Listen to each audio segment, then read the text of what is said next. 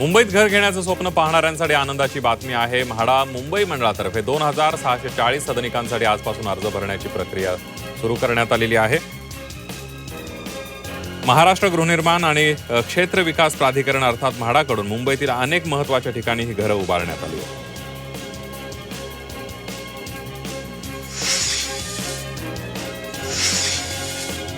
येत्या 1 एप्रिलपासून ऑनलाईन पेमेंटसाठी द्विस्तरीय सुरक्षा आरबीआयनं अनिवार्य केली आहे. त्यामुळे आता ऑनलाईन पेमेंट करताना OTP किंवा पिन पुरेसा नसून 2 पद्धतीचा वापर करावा लागेल.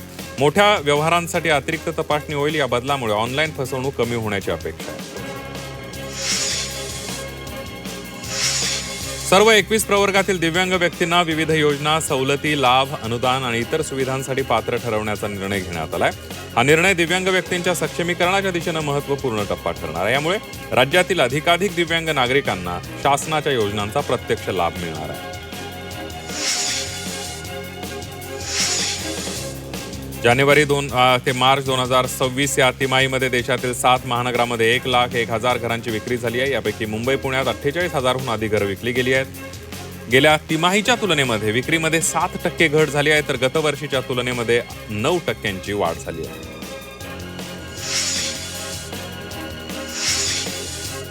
लाडकी बहीण योजनेमध्ये सरकारी कर्मचाऱ्यांनीही या योजनेचे पैसे घेतल्याचं निष्पन्न झालं. आता काही सरकारी अधिकारी आणि कर्मचाऱ्यांची शासकीय सेवेमध्ये दुबार नोंदणी झाल्याचा धक्कादायक प्रकार उघडकीला आलाय.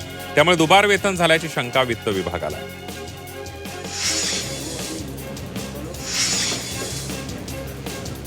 मीरा भाईंदर महापालिकेने संतुलित अर्थसंकल्प सादर केलेला आहे. यामध्ये शिक्षण, आरोग्य आणि पायाभूत सुविधांना प्राधान्य देण्यात आले. तसंच शहर विकासावर मोठा भर देणार असल्याचं आमदार नरेंद्र मेहता यांनी स्पष्ट केलं. 150 दिवसांच्या प्रशासकीय सुधारणा कार्यक्रमाअंतर्गत ई-गव्हर्नन्स सुधारणा आणि सेवाकर्मी प्लस उपक्रमामध्ये पनवेल मनपानं राज्यात प्रथम क्रमांक पटकावलाय, तर नवी मुंबई मनपानं 4था क्रमांक पटकावलाय.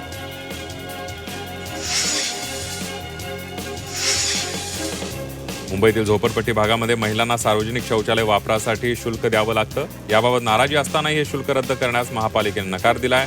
शुल्क रद्द करावं ही मागणी गटनेत्यांच्या बैठकीत करण्यात आली होती.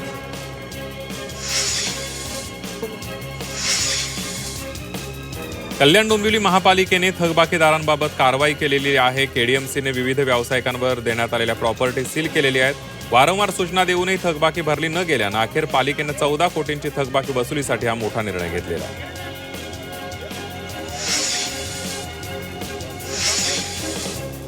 सासू सासऱ्यांना सांभाळण्याचं सुनेवर बंधन नाही, असा महत्त्वपूर्ण निकाल अलाहाबाद उच्च न्यायालयाने दिलाय.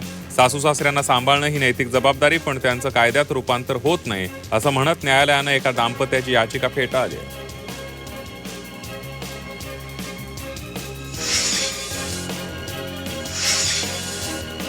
2027 पासून सुरू होणाऱ्या जनगणनेसाठी नवीन नियमावली तयार करण्यात आली आहे. यामध्ये केंद्र सरकारने क्रांतिकारी निर्णय घेतला. या निर्णयानुसार लिव्ह इन रिलेशनशिपमध्ये राहणाऱ्या जोडप्याची गणना विवाहित म्हणून केली जाणार आहे. सामाजिक दृष्टिकोनातून महत्त्वाचा बदल पाहायला मिळणार आहे.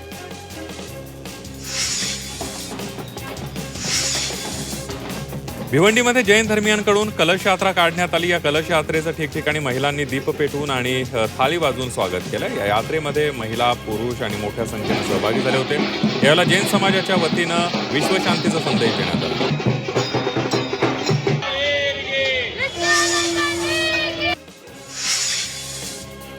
मुंबईला थेट नवी मुंबईशी जोडणारा महत्त्वपूर्ण शिवडी न्हावाशेवा अटल सेतू मार्ग सुरू झाल्यापासून आतापर्यंत या मार्गावरून 2 कोटी वाहनांनी प्रवास केलाय.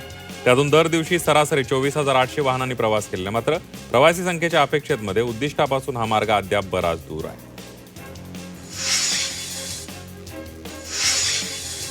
छत्रपती शिवाजी महाराज आंतरराष्ट्रीय विमानतळावरून 2025 मध्ये 55 दशलक्ष प्रवाशांनी प्रवास केलेला आहे. तर टर्मिनलवर दर महिन्याला सरासरी 7,500 वस्तू हरवल्याची नोंद झाली आहे.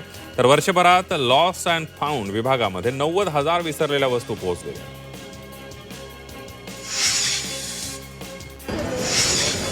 BKC मध्ये 400 खाटांचं रुग्णालय सुरू होणार आहे. मुंबईकरांची सार्वजनिक आणि खासगी आरोग्य व्यवस्थेमधील सोयी सुविधांच्या उपलब्धतेची वाढती गरज लक्षात घेऊन हा निर्णय घेण्यात आलाय.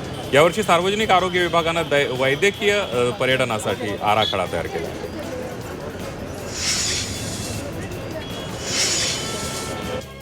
नवी मुंबई आंतरराष्ट्रीय विमानतळ इथं अखिल भारतीय कामगार कर्मचारी संघाने मान्यताप्राप्त कामगार संघटना म्हणून स्थापना केली आहे. भाजपचे प्रदेशाध्यक्ष रवींद्र चव्हाणांच्या उपस्थितीमध्ये समितीच्या कार्यकारिणीची घोषणा करण्यात आली। या कार्यक्रमात नवनियुक्त पदाधिकाऱ्यांना रवींद्र चव्हाण यांच्या हस्ते नियुक्तीपत्र देण्यात आलं व त्यांचा सत्कार करण्यात आला।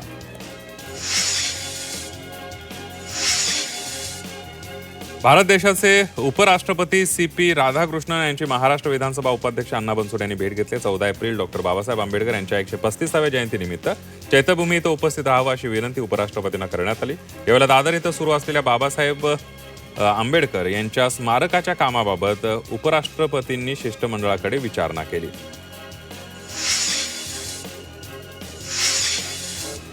यंदाचा आर्थिक वर्ष संपण्याच्या पूर्वसंध्येलाच राज्य सरकारकडून सुट्टीच्या दिवशी देखील शासन निर्णय जारी करण्याचा धडाका सुरूच आहे। राज्य शासनाच्या विविध विभागाच्या माध्यमातून शनिवार आणि रविवारी 200हून अधिक शासन निर्णय काढत सरकारकडून देण्यात आलेल्या निधीचा वापरासंदर्भात घाई होत असल्याचं दिसून आलं।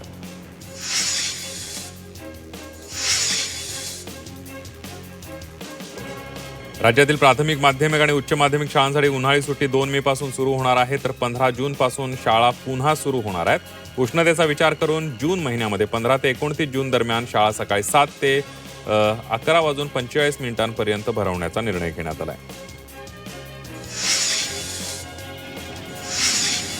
भिवंडी, शहापूर आणि कल्याणमध्ये मागील 2 दिवसांपासून तापमानाचा वारा वाढलाय। उन्हाचा कडाका वाढल्यामुळे शीतपेयांना मागणी वाढल्याचं पाहायला मिळते। तसंच नागरिकांना काळजी घेण्याचं आवाहन करण्यात आलंय।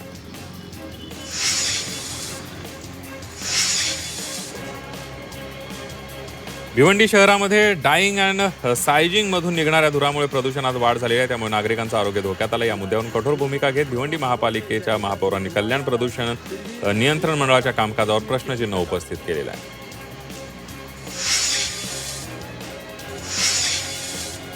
नवी मुंबईच्या APMC मार्केटमध्ये हापूस आंब्याची आवक वाढली आहे। दररोज 35,000 पेटी APMC मध्ये दाखल होत आहेत। मात्र आवक वाढल्यानं हापूस आंब्याचे दर कमी होऊ लागले, त्यामुळे हापूस सामान्यांच्या आवाक्यात येऊ लागलाय। ठाण्यातील लेकशोर मॉलच्या छतावरील एका हॉटेलच्या चिमणीला अचानक आग लागली। मॉलमधील हे हॉटेल 3ऱ्या मजल्यावर असून या हॉटेलची चिमणी मॉलच्या छतावर होती। यावेळेला अचानक चिमणीने पेट घेतल्यामुळे मोठ्या प्रमाणावर धूर मॉलमध्ये पसरला होता। राज्य सरकारने 2012 पासून एकाही सार्वजनिक ग्रंथालयाला मान्यता दिली नाही। तसंच रखडलेलं अनुदान, कर्मचाऱ्यांचं मानधन आणि मंदावलेल्या पुस्तक खरेदीमुळे 11,000 सार्वजनिक ग्रंथालयांना घरघर लागली आहे। त्यामुळे गाव तिथे ग्रंथालयाचा नारा केवळ कागदावरच राहत असून विद्यार्थ्यांच्या वाचनाची गैरसोय होत असल्याची माहिती ग्रंथालय संघटनांकडून देण्यात आली आहे। कल्याण पूर्वेत अनेक दिवसांपासून नागरिकांना पाणी टंचाईचा सामना करावा लागतोय। नगरसेवकांनी अधिकाऱ्यांना घेराव घातला। पाण्याची समस्या सुटली नाही तर उग्र आंदोलन करण्याचा इशारा देण्यात आलेला आहे। गणेशोत्सवासाठी मूर्तिकारांना निशुल्क मंडप परवानगी दिली जाणार असली तरी ते मूर्तिकार पर्यावरणपूरक मूर्ती घडवतील, त्यांनाच ही परवानगी मिळणार आहे। त्यामुळे याही वर्षी विशेष करून प्लास्टर ऑफ पॅरिसची मूर्ती घडवणारे मूर्तिकार तसंच मुंबई पालिकेमध्ये पुन्हा वाद होण्याची चिन्ह आहे। घाटकोपरमध्ये 13 मे 2024 रोजी होर्डिंग कोसळून झालेल्या भीषण दुर्घटनेत 17 जणांचा मृत्यू झाला होता। या प्रकरणी विधिमंडळामध्ये सादर केलेल्या चौकशी अहवालामध्ये पोलीस, महापालिका, रेल्वे अधिकारी यांच्यावर ठपका ठेवण्यात आलाय। संबंधित अधिकाऱ्यांनी परस्पर संगनमताने नियमबाह्य कारभार केल्याचं स्पष्ट झालंय। मुंबईतील होर्डिंग कंपन्यांनी मोठ्या प्रमाणावर कर थकवला। या कंपन्यांनी तब्बल 252 कोटी रुपयांची थकबाकी महापालिकेला दिलेली नाहीये। महापालिकेनं पत्रव्यवहार करूनही कंपन्यांनी मालमत्ता कर भरण्याकडे पाठ फिरवली आहे।